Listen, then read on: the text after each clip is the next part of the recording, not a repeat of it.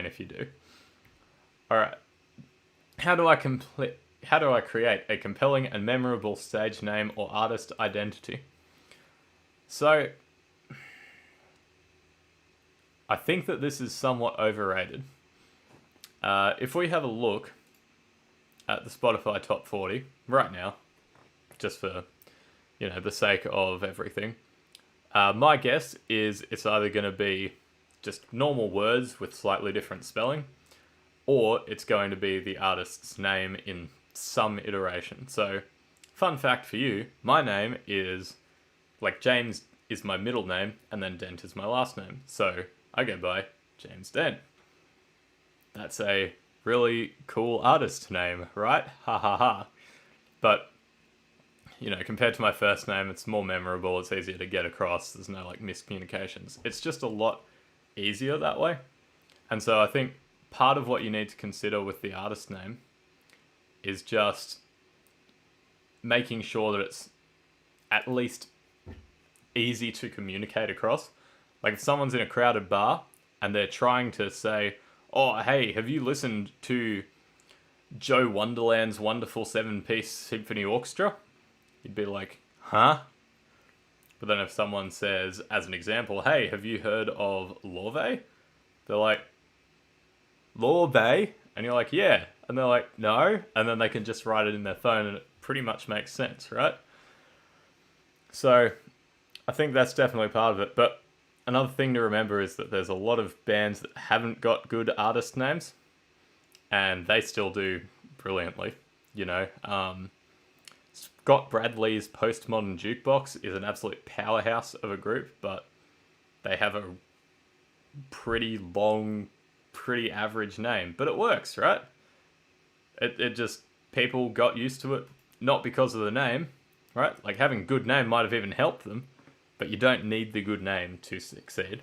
So as I said, we'll just look at the top 40 right now, and we'll just pick out all of the artist names. Top 50 we have to go, unfortunately. Spotify wants it that way. Alright, top 50 songs in Australia, including Doja Cat. So, first name, word. Tate McRae, name. Taylor Swift, name. Kenya Grace, name. Casso, probably name. Ray E, name. D-Block Europe. Word sequence that's probably misspelt, I don't really know enough.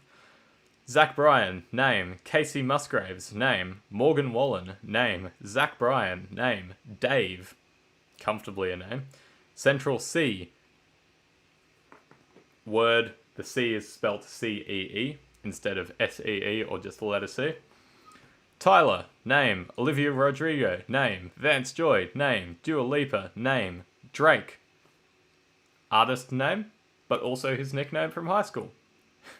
Yeet. Speechless. The Weeknd, misspelt name.